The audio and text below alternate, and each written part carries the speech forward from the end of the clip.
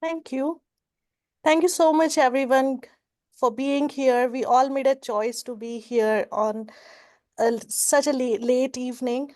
And thank you so much, Redima, for being with us here. So I'll quickly introduce Redima and then we'll start with our conversations. So Redima is a facilitator, anchor, and a communication specialist with over a decade of expertise in leadership development. Ridhima's journey spans impactful roles at Alembic Pharmaceuticals and the Center of Strategic Mindset, where she worked as Big Four firms and Fortune 500 companies, transforming the careers of more than 10,000 leaders worldwide. Her insights during the pandemic led to the creation of Naira Leadership Consulting, a people focused initiative aimed at empowering 1 million lives by 2025. She is also a part of an exclusive global cohort called the Marshall Goldsmith Young Leaders Program, where she was handpicked globally as part of 30 coaches who were personally trained by Marshall Goldsmith on coaching through his paid forward bootcamp. Ridhima's passion for developing creative, strategic, and competitive and communicative leaders has inspired thousands, including senior leaders and C-suite executives.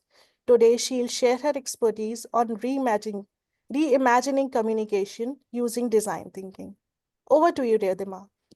Thank you so much, Afreen, for that wonderful introduction. Everyone, Prashant, Avinash, Satish, Yogesh, Anand, Ramesh, Salik, are you able to hear me clearly? If yes, please say a yes on the chat box.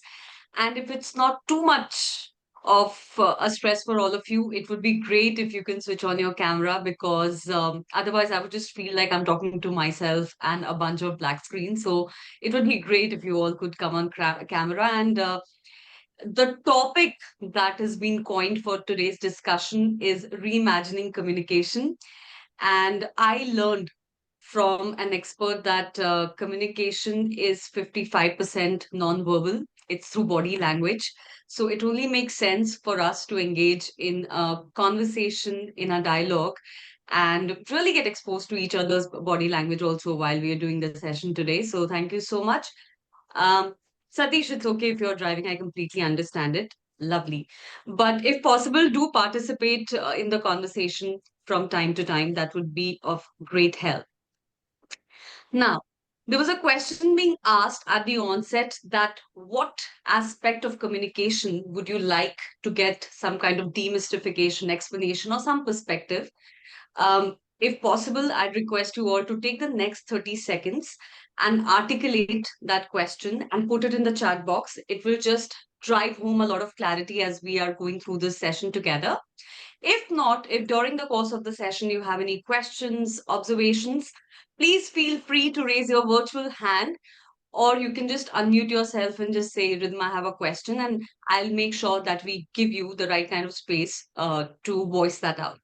So at this point, I think let's sit back and get started. So if I were to ask you at this juncture, which is the favorite story from your childhood that you relish, that you still remember, which would that childhood story be and why? I'm going to give you about 30 seconds to think this through, and then we'll have one to two sharing. Yeah. Your favorite childhood story, which story is it, and why is it your favorite story? So, Anand, you have written Mahabharat. Why so? uh, because there are so many plots and so many twists and so many characters having a backstory to them uh, that I think it's one of the best stories that I've heard as a child and I've read also, and I've read the Mahabharata uh, over the years, repeatedly. So even a few years back, I again picked up the book and read it. So for me, that stands out as a brilliant story. So it's the characters, the plot and twists that you resonate with. Yes. Prashant, how about you? Still thinking. Please take your time. Avinash? Yeah, for me, it's been Tenali Rama. Wow, good pick. And why is that? And largely because of the challenges and the way he solved it with very commonsensical ways. I And see. with an element of wit and wisdom coming out of the unthinkable ways through which he solves the mysteries. All right. And Prashant, I see you have written Shiv Puran stories, and if I ask why, that would be helpful too. These stories were narrated to be by my grandmother when I was very small, and then we got to read through Amachita Kathas. Each of those stories had some message in life, like Ganpati circumambulating his parents thrice. That's the word for him. Yeah. That's the story I still remember. And one of the story of the hunter sitting on top of a tree and just irritated that he's not getting any prey to hunt and dropping leaves, turned out to be leaves and the Shiv Lingam below. So even if you are God says Virod Bhakti, at times it also works out. So you can constantly remember someone. These two stand out, there are plenty of them. At times we don't get the right story to talk of. I need to build that capability. Yeah. But these are two things I can talk of always.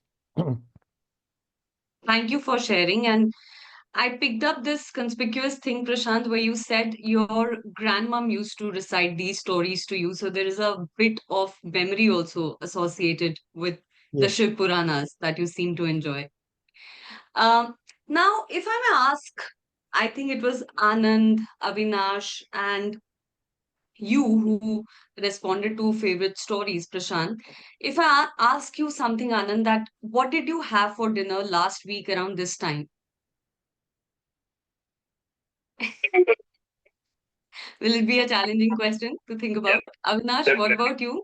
Are you going down the memory lane or the recipes lane to You- figure out what did you if have you ask me for? about yesterday, I wouldn't remember. Yeah. And Prashant, do you want to take this bet too? What did you have last time? What did you have last week for your dinner around this time? Puri bhaji. Wow, good one. So you're able to remember. Congratulations, you have a brilliant mind, I must tell you. But what we just discussed is a small demo of what happens when I asked you to recollect a story. Anand, you responded in about 30 seconds. Prashant, you were undergoing some kind of reminiscence and you came back with Shiv Puran as an answer. And Avinash, you almost instantaneously gave an answers. So why is it that something that we may not have referred last week as of yesterday, maybe we've read that story decades back, months back, years back, but we were able to instantly do a recall of that story within seconds. Why is it that what we had for dinner takes so much time in terms of recollection? So we are going to dive and have a deep dive into why storytelling is such a compelling medium of communication, because seems like when you hear a good story and when you tell a good story, there are certain hormones which get generated in your system, and it is these hormones that create a cellular replication, a cellular recall values of these stories, and which is why you're able to recall these stories months, decades later too. And you will also see that whenever I asked you for which is your favorite story, it must have taken you back to the time when you read it as a kid or when these stories were recited by your grandparents. I mean, I still remember the story of Shivji and Parvati getting married, which used to be recited by my grandmother during our dinner and during our lunch meals. It used to be the same stories, but every time she spoke the story, there was something new that we all walked away with. Now, to build my point further, I'd like to tell you about a social experiment which was done by two authors by the name of Joshua Glenn and Rob Walker. So, what this social experiment was all about, let's deep dive. So, both Joshua Glenn and Rob Walker, they happen to be bloggers, anthropologists who studied cultures. And they wanted to basically research on the aspect that why storytelling is such a compelling tool to persuade, to influence. And though we talk about the fact that stories have recall remembrance, but those stories also have commercial value edged to it. So, armed with this question, that is storytelling a compelling tool of communication, and does storytelling lead to any commercial value? They conducted an experiment which is called the significant object experiment. It was done in the year 2009, and they primarily ran it from New York. Now, what happened in that study? So basically, both Rob and Joshua, they walked through the streets of New York, went to these thrift stores where you could buy objects under $1. And these were unremarkable objects. It could be like a plastic banana or a globe paperweight or a Russian figurine. Basically, those unremarkable objects that would find its way in the most dull corners of the house, those are the things they bought. They bought 200 objects for about $129. On an average, the price ranged from 90 cents to $1. So $129 for 200 objects. To give you an example of how those objects were, please let me know if you can see my screen. Those objects were something like this. It's an egg whisk, right? So to do this experiment, what they decided is they decided to collaborate with 200 authors from all over the world. And these authors were also bloggers. They wrote children's storybook or fictional books. And they said, come up with a fictional description of all these objects and come up with stories. So 200 objects, 200 stories. At the end of 2 months, they actually uploaded all these 200 objects for auction on eBay. And they said, we will not reveal the price of these thrift objects. It will be decided by the sentiment of the buyer. Now, to give you an example, um, Rob and Joshua bought this egg whisk for about 25 cents. Can anyone guess, once the product description had a story, how much selling price were they able to sell it off through the auction? Any guesses? Any random guess? Ramesh, Yogesh, Prashant, Anand, any random guess? $10. Sorry, how much? $10. $10. Okay, so we'll also make it like an auction. So Anand is saying $10. Avinash, any guesses? Any hunch? $500. $1,000. $1,000. Wow. It sounds like a Bollywood movie now. Prashant, do you want to also intuitively make a wild hunch at what selling price were they able to sell it? Maybe $50. Okay. So, fun fact, within 2 days, all their 200 objects got sold off. This object particularly got sold off at $30. Now, if you make the mathematics, it's more than 10,000% growth.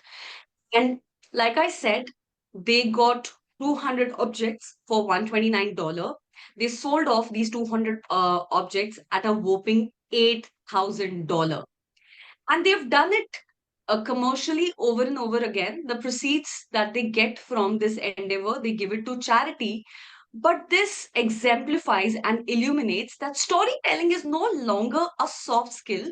It's very much a cogent business skill, which, if applied well, can lead to very promising, very profitable commercialization. Whether it's the way you put across your ideas, whether it's the way you tell about the story of your life, whether it's the way you tell about why you do what you do, whether it's about the insights and inference that you curate from data and what story it is telling, the future not only belongs to data scientists or the people who know AI, the future belongs to those who can curate insights and translate it into well meaning stories. So it's going to be a decade and era of storytellers. Now, at the beginning of the session, I had mentioned that The reason storytelling has such a high recall, residue, remembrance is because when we tell a good story or when we hear a good story, we're actively secreting hormones, and these hormones create a cellular replication, a cellular memory of stories. Which is why when you go to a restaurant and you eat any recipe that reminds you of your mother, you have nostalgia. Which is why if you sit in silence and remember the moments of your childhood, it brings a smile on your face. We're actually reliving stories. So let's understand what happens when your system is actively secreting dopamine. Dopamine is a reward and a pleasure hormone. It's a hormone of focus, motivation. It's a hormone that gets generated when you do a good set of exercise. It's a hormone that gets generated after you've done a good workout. It's a hormone that gets generated that once you are able to tick off your checklist, you feel, oh my God, I'm accomplished. I was able to do so much. So, dopamine is a reward and both. Just 1 second. I think I put. Okay. So, here we are. So, at this point, Avinash, can I request you to keep a timer of 3 minutes on your mobile app or mobile timer? Is it feasible for you? Yeah, I'll do that.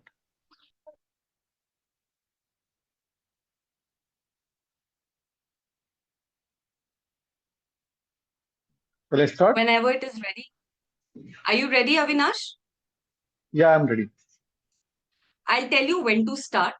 But right here, right now, we are going to undergo an experience, and you're going to experience what happens when dopamine gets generated in your system. Yes, we can start the timer.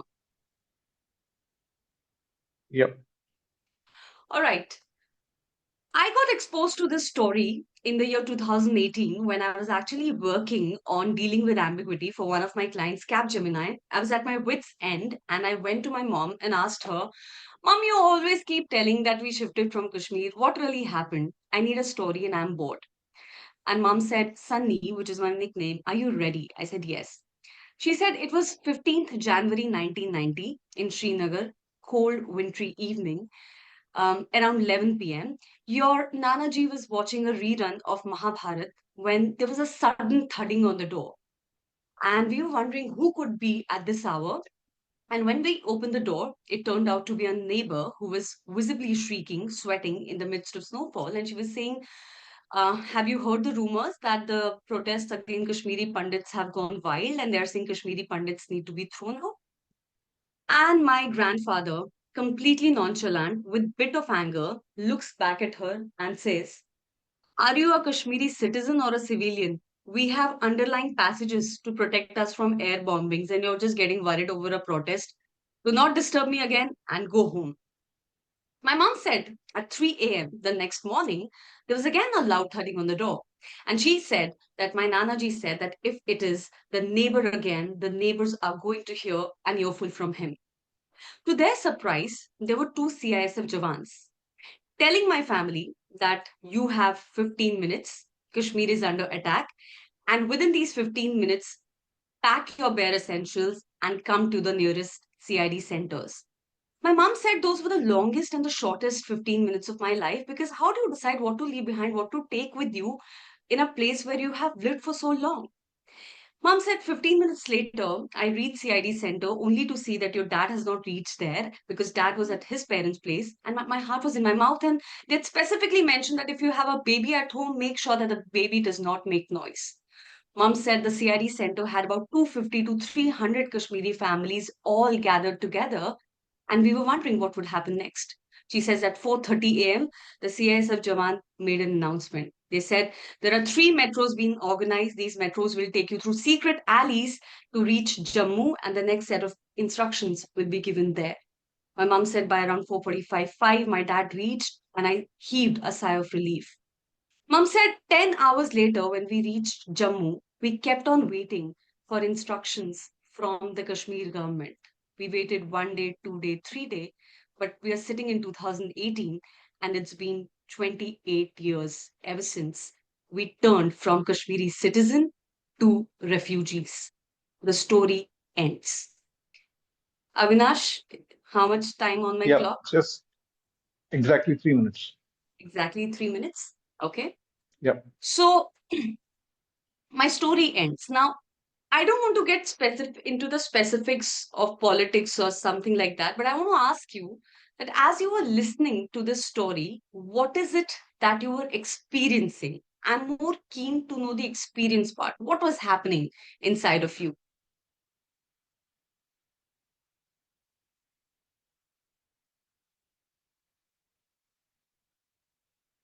Yeah, I thought how helpless many of them would have felt. So, Ramesh, you've found it to be a sense of helplessness. Prashant, you're saying anguish. Anand, So I was feeling the anxiety that the Kashmiris would have been facing at that time, the stress and the anxiety, yeah, and the absolutely no clarity on what's going to happen. a sense of ambiguity. Yes. Kalyani, if you heard us, your thoughts. Yeah, for a moment, I thought I am in the situation, what is happening, and we can at least feel whatever means people at the moment, whosoever will be like dealing with the situation. So that kind of like goosebump and all. So, Avinash, you wrote fear, anguish, and other words. But, and Prashant, you also are mentioning empathy. Anyone else who wants to share? Sabru sahab, आपने तो देखा है. Any thought from you? Preeti, Kumar, Salik, anyone? Actually started visualizing that. Helplessness plus anger, fear, anger, uncertainty, and yeah, there was a lot of emotions at the same time, Yes. and an unbelievability of it all.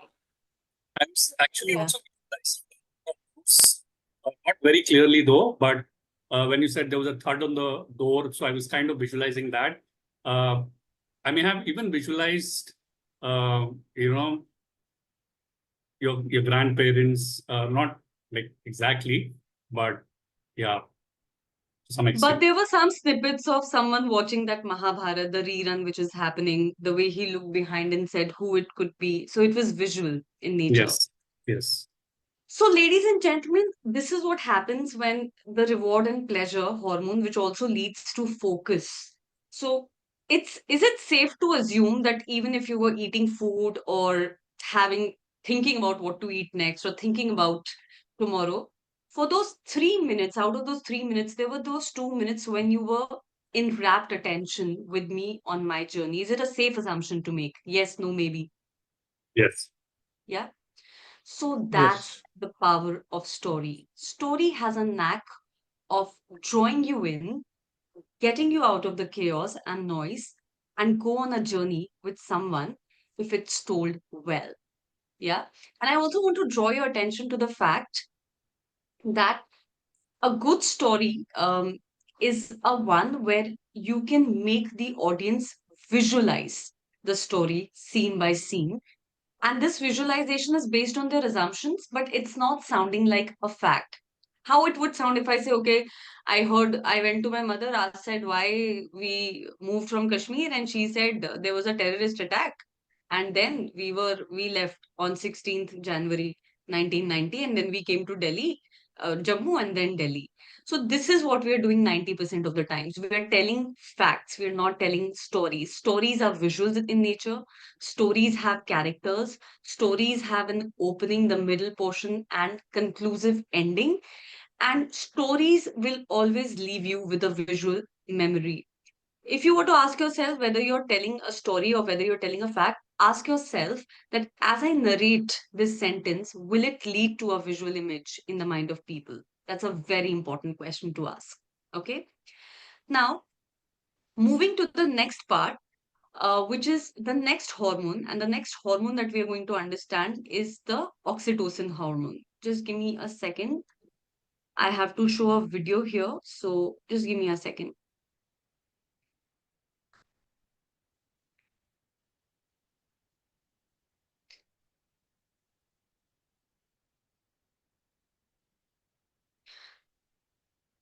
Now, for this video, it's one of my favorite videos on storytelling because in a matter of 2.5 minutes, uh, this uh, this speaker, whose name is Dr. Pawa, who is a surgeon turned counselor and psychologist, in a span of 2.5 minutes, she tells three stories.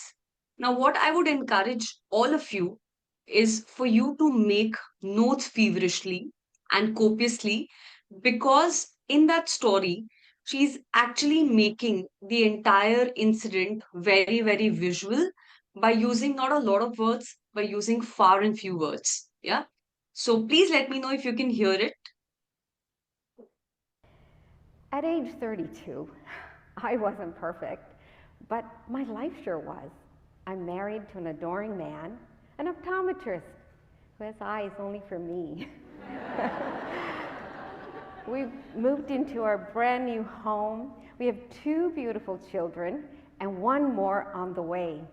And I'm doing something I love, delivering babies and keeping families healthy. Life is good. One rainy Vancouver evening, I've just finished delivering a baby. I'm heading home. The baby is a 9-pound, beautiful future wrestler, big boy. You should have seen the mother, tears of joy streaming down her face. And it's the best part of my job. I get to share that joy. And I couldn't wait to get home and hug my 2 children when I walked through the door. They say that your life can turn on a dime, and mine turned in my prime. Out of nowhere, a speeding truck rams into my little white sedan. The impact catapults me and my car into oncoming traffic in the other lane. Screeching tires, crunching metal, smashing glass and sirens screaming, and lights flashing.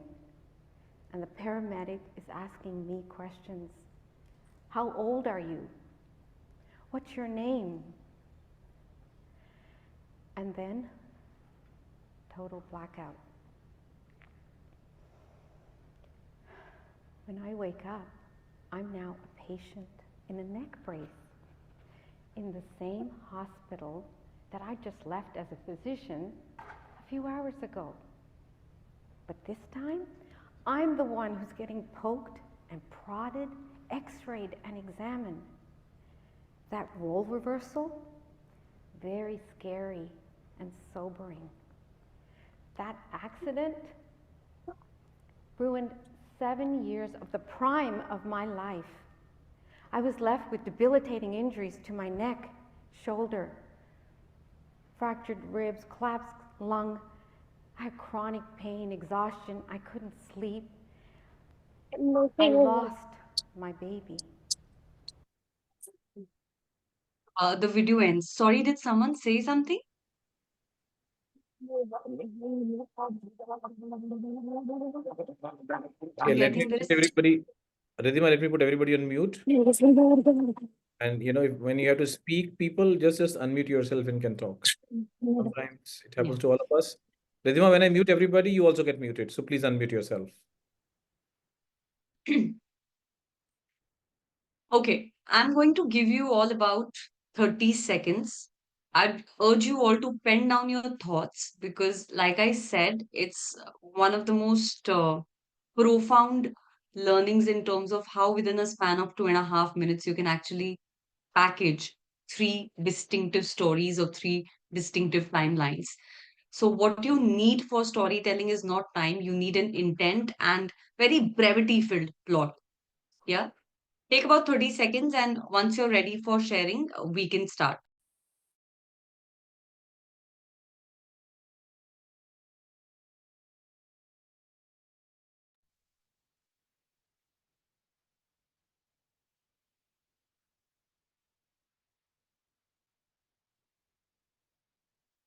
All right. Take 10 seconds more.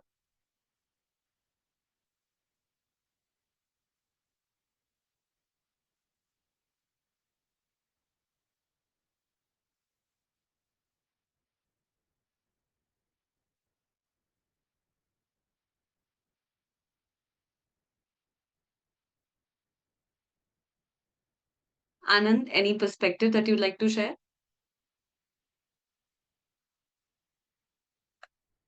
Uh, well, word that comes to my mind is how unpredictable life is. Mm-hmm. And what seemed to be a day which was going well suddenly flipped, right? So the trauma and the pain is something that came to my mind.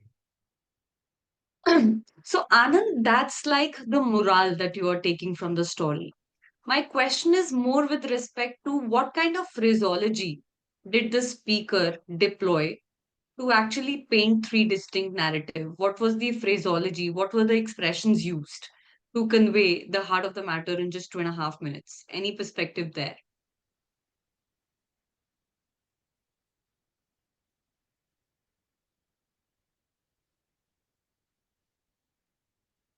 I think she painted a beautiful picture of. Hello, can you hear me? Yes. I think she pictured a beautiful this family, beautiful daughters, and the family lovely. So it was. It almost brought a smile to your lips, seeing all that, listening to all that, and visualizing it. Yeah. Even the accident was picturized in the most vivid manner, and so there was you could imagine the visualization of it Yeah. all. So yeah, Yeah. the words were very clearly denoting, with adjectives: beautiful daughters, tears of joy, all that, and screeching halt, thrown up, all that in the accident phase. So it was vividly described so that you could imagine what happened. Yes. Um, Thank you, Satish. I think very aptly described. So, Anand, the lessons that you elicited, Salik, the lesson that you mentioned here, unpredictability of life and how rules and circumstances can reverse, that entire picture got painted in our minds and in our hearts based on the words she deployed. Look at the choice of words. They say, your life can change in a dime, and my changed in my prime. 2 to 3 words to actually convey the heart of the matter. I was married to a optometrist who had only eyes for me, and we had two babies, one on the way, and I used to deliver babies and bring joy to people. So all she's doing throughout this entire narrative is to paint three phases of her timeline. One is her life before the accident. One is the horrific description of the accident where she's talking about uh, sedan. A truck came ramming towards her sedan and catapulted her on the other direction, screeching tires, crunching metals, debilitating pain. And when I wake up, I'm in the hospital in neck braces with needles prodding through my skin. Why is she doing all of this? Why is she telling you all of this? Because it is not a story till the time there is no visual memory. Now, I think you said, Anand, the unpredictability of life. You said, Salik, unpredictability of life and how rules and circumstances can reverse in a matter of seconds. So look at the beauty of a story. The same story gets interpreted by all of us with the same set of life lessons and our own reflections. So story is also a very powerful tool if you want to have key takeaway home messages with your audience. That's another thing that I want to bring to our cognizance, that stories by and large create a very congruent understanding of the central message that we want to convey. Yeah. Now, oxytocin as a hormone is a trust hormone. It's an empathy hormone.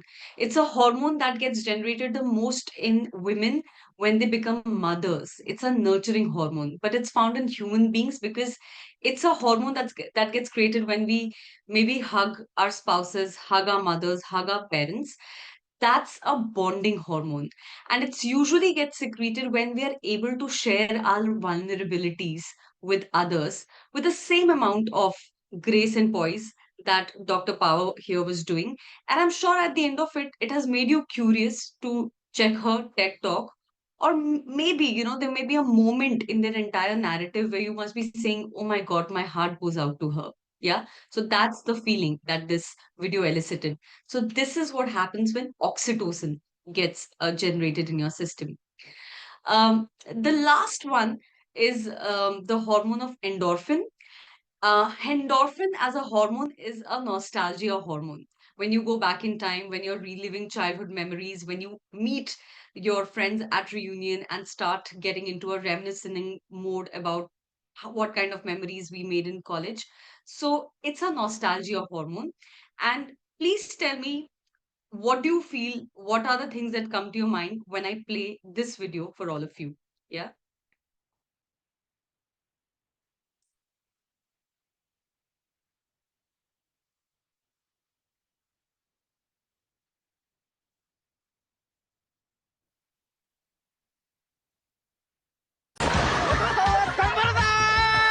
They all seem so convinced they can do it when they're up there.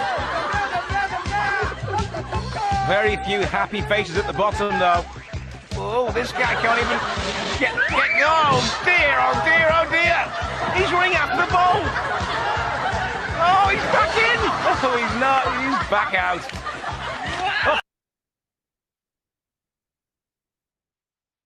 So, thoughts, perspective, what kind of emotions does this video drive in you?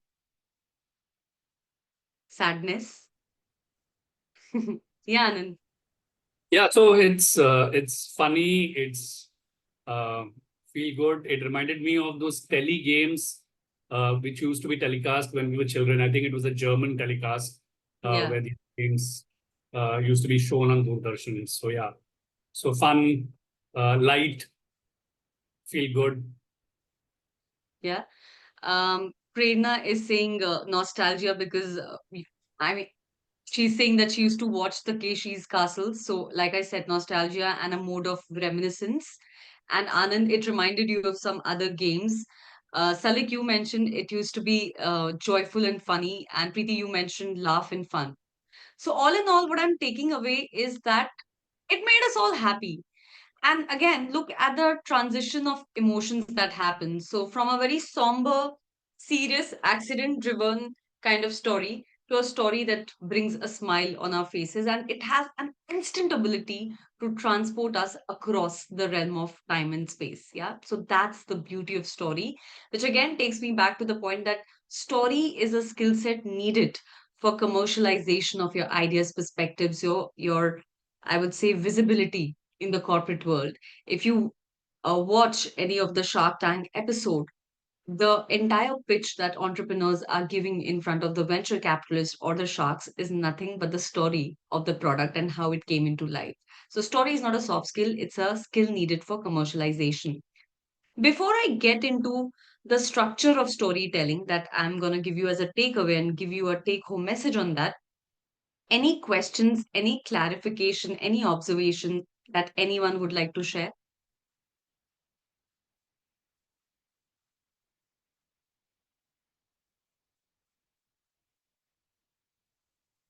All right. This could mean two things. Either I've done a jolly good job of explaining storytelling, or you guys are thinking about when will you be going off to sleep. So I'll keep it very, very brief. Thanks for being with me so far. So whenever I'm talking about stories, a lot of tech companies tell me, but Ridhima, we are into data science, we are into data centers, we are ed tech. What will we be doing to tell stories? Way back in 1999, when Google was founded, even Larry Page and Sergey Brin said, we are a search engine. We do not need any kind of enablement in advertising our services because our services are so good that they don't need any advertisement. And things changed in 2009 when there was a CMO who joined Google and he said, why are we only talking about Google in such a technical term? Why can't we talk about Google in a way that connects with people? Because if we want to make the world's information accessible and universally available, people need to understand what Google is all about. So I'm going to make my case with this video wherein Google launched an endeavor called Dear Sophie. And again, I'd urge you all to make notes to understand how they are weaving the story of Google without talking about products, without talking about benefits, without talking about salient features, but just narrating a story. And then we'll quickly move into the structure of storytelling.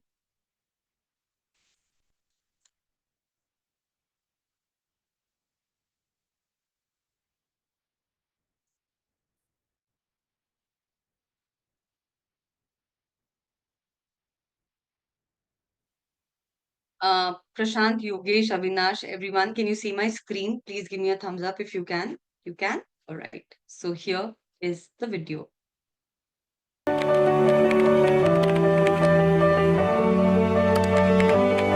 Are you ready? All right. So reflections, perspectives, observation. What did you observe in this video? What was Google trying to convey? Their various products, the email, the YouTube videos, the Google Drive, maps, and the photos. Yeah.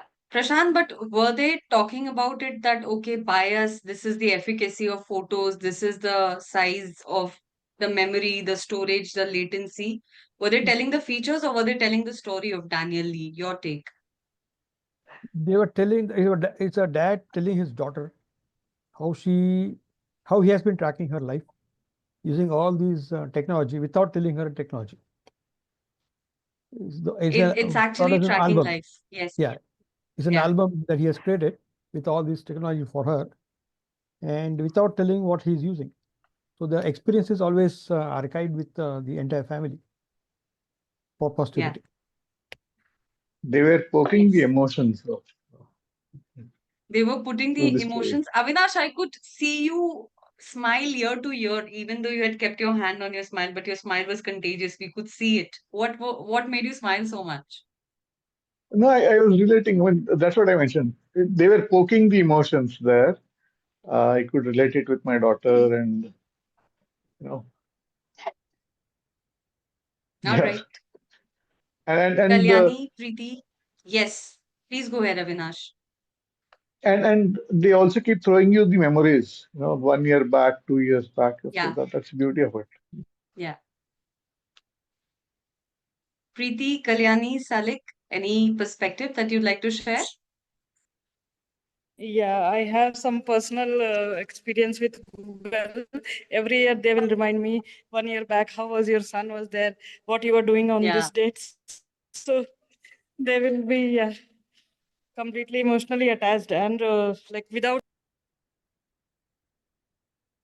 Absolutely. They're creating an emotional dependence. Anand, your perspective? Yeah, so they told us how you could use the various services of Google without actually talking about it, and through beautiful memories that got captured. And it really reminded me of uh, the videos that, or the photos that I used to take of my children. And yes, so it connected beautifully there. Could you all also sense how this video actively generated what kind of hormones? Was it endorphin, dopamine, oxytocin? If you have to apply it, All three. All three, all three. Combination of all three. Yeah. all three. Yes, all three. And you know what science calls them? The combination of oxytocin, dopamine, endorphin.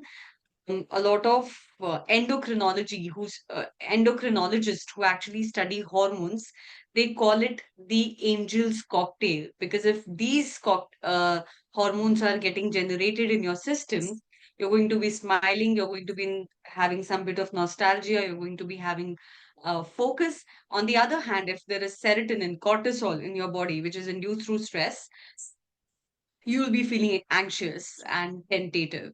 So, brands like Google, a pure play of technology based brand, is actually endorsing and telling stories through their products. So, if a technical and non living object like Google can bring their conversation to life through stories, my submission to all of you is we all are living human beings. We come up with our experience, expertise, exposure. We have an amalgamation of lot of instances, lot of those moments that have shaped us.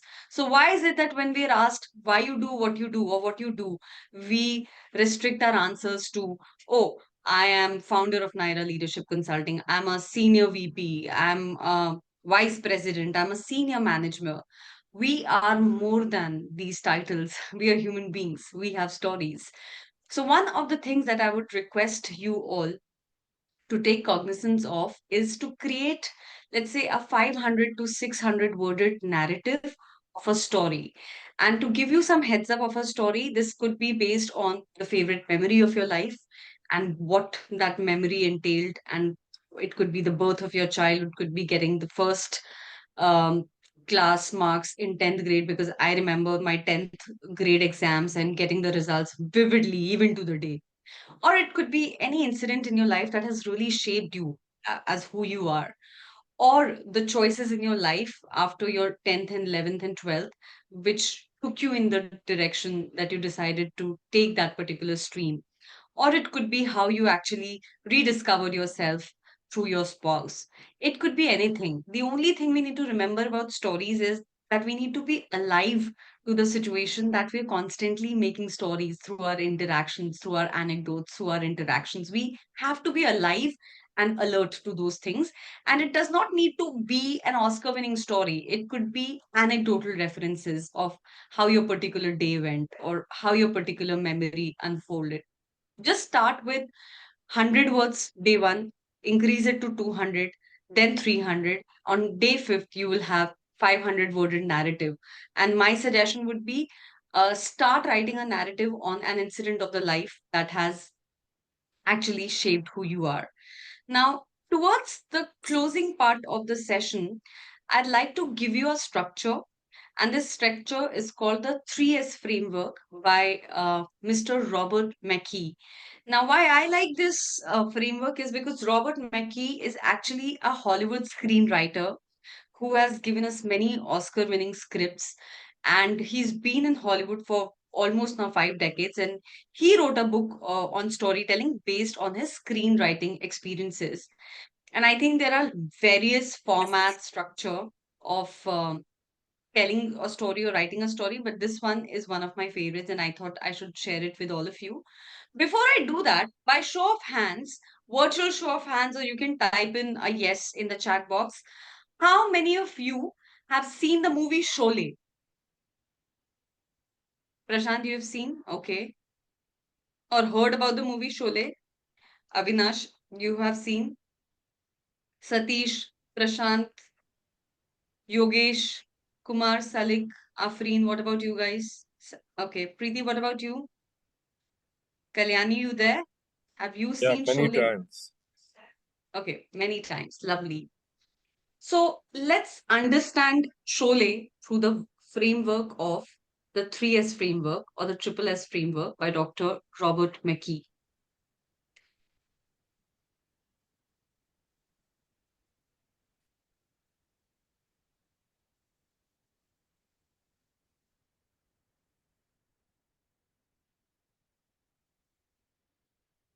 Okay, so before I show the slide, I want to ask you, which are the characters of Sholay that you remember? Could you name them? Jay, Gabbar Singh. Viru, Jay, Viru, Basanti, Gabbar. Thakur. Kalia.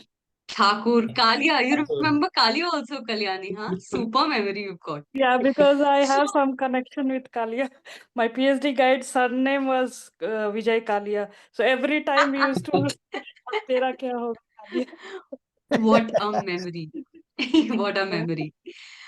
So, so the first part of the 3S framework is called substance. Okay.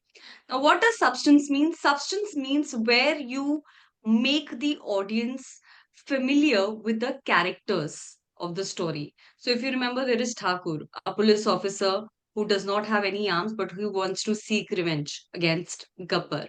There is Jay, a very pensive, calm, composed guy who is good at shooting, who is good with his gun skills, but is very composed. And then we have Viru, who is very jolly, gregarious, likes to talk, mixes up with people. Then there is Basanti, who talks. So Robert McKee says that whenever you're telling the story, you have to tell us about the characters and what could be the potential motivators for the character, what could be the potential conflict for that character. So, introduction of characters is a very important part of the substance. Yeah. So far, any question? If I have to extrapolate it to my story, the Kashmir story, the way I portrayed my mother, who was confused and dazed what to take in 15 minutes. She didn't have a clue. Throughout this narrative, she was scared, sometimes about what she will take in baby food, what she'll leave behind, and about my dad. And on the other spectrum, there is my granddad who is telling the neighbor, "What are you worried about? We have underground tunnels. We'll make it. Don't worry. Just go home and sleep." So there is a sense of disbelief and a complete nonchalant demeanor that all will be well. So, what you're telling through stories is painting the picture of your characters. In your story, if you're the protagonist, convey to the audience what kind of a personality you are through the words, verbiage, and expressions, because there is no story, there is no character or protagonist. Yeah. You're telling a fact, not a story. So the in the triple S framework, the first S is substance. Now, the second S is after substance is structure. What does structure means? The opening of the story. So in Kashmir story, I built a vivid picture in your mind when I said it was a cold, wintry evening, 15 January 1990. There was snowfall, and my Nana ji was watching Mahabharat when suddenly there was a loud thudding on the door. So it's the beginning where you're letting audience know how the story is starting. Yeah. After beginning, in structure comes the next part, which is the conflict. Conflict means what is the problem? What is the dilemma? What is the actually the conflict that your characters are going through? So if you see Kashmir example, the conflict my family was going through is whether they'll make back to their home safely or whether they are getting displaced permanently. They didn't have a clue that time. So that's the dilemma they were handling. So in structure, there is beginning, that is how you open the story. There is the conflict, which is with respect to what kind of a problem is your characters grappling with, and there is resolution. In Kashmir story, it's still part one. You just got to know the end where we said we just got to know that we didn't get to hear back from Kashmir government ever. In Sholay, if you see, the beginning is that there is a police officer, Thakur, who wants to seek revenge. He hires two gunmen, and the gunmen then come to Ramgarh to actually collectively seek revenge on Thakur's behalf. So that's how the plot of the story is being managed with. And then comes the conflict where Jay and Viru get in a conflict with Gabbar to seek revenge, to make sure that his wrongdoings do not lead to suffering. And then there was a resolution. You remember the resolution in Sholay? What was the resolution? How does the movie end? Do they get revenge? Yes, no? Yes. But there is also a cost to that revenge. What is that cost, Anand?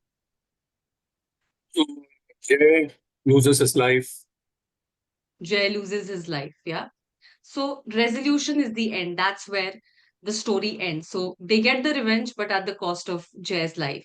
So the first part is substance, where you introduce the central characters, their conflicts, their characteristics, what are the fears of these characters. The second part is structure. Remember, structure needs to have the opening of your story, the conflict in the story, and the resolution in the story. And last but not the least is the style. Now, when it comes to movie making, style gets reflected in the way visuals are taken, in the way the cinematography happens. When you're telling a story, style means what is the tonality of the story. So, if you see my tonality when I was doing Kashmir story was just like a storytelling teller. It was in a very detached way. When you heard the TED talk by Dr. Pawa, she's getting happy at the opening of the story. She gets very, very pensive in the middle part when she's describing the accident, and she gets downright sad when she's talking about the hospital description. So it really means the tonality of your story. Are you being funny? Are you being methodical? Are you being serious? Are you being frivolous? In what tonality are you telling the story? That is what style means. Yeah. To help you create a visual memory of what the style structure may look like for Sholay, it looks like this. So, like I said, the characters Jay, Viru, Thakur, you were all able to recollect the names of the characters. You were all able to recollect the visual memories of how those characters came across. So, in your story, it needs to have a solid substance of characters, protagonists. The second part is structure, whereas you will begin the story with a line that intrigues people in, have the characters undergo some kind of conflict or the problem that they are solving, and lead to a resolution. A lot of times I see people tell the stories, they do set up, they do conflict, but there is no resolution, which makes the listeners feel a little incomplete because for them, the entire knot of the story or the entire beginning to the end of the story has not tied up together. And style, like I said, is the tonality of your story. Are you telling story in a matter of fact way, angry way, somber way, funny way, nostalgic way? That is your personal preference. There is no right way to have a style. Whatever you feel comfortable with, take that style to begin with. Yeah. Any question, any queries, any clarification on this part?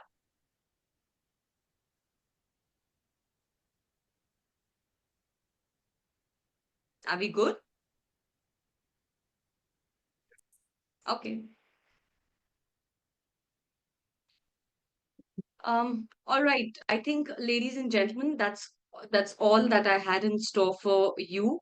I would encourage you all uh, to take 5 to 10 minutes on daily basis for the next 5 to 6 days to actually start a narrative on any incident in your life that has shaped you as a human being. What is that incident?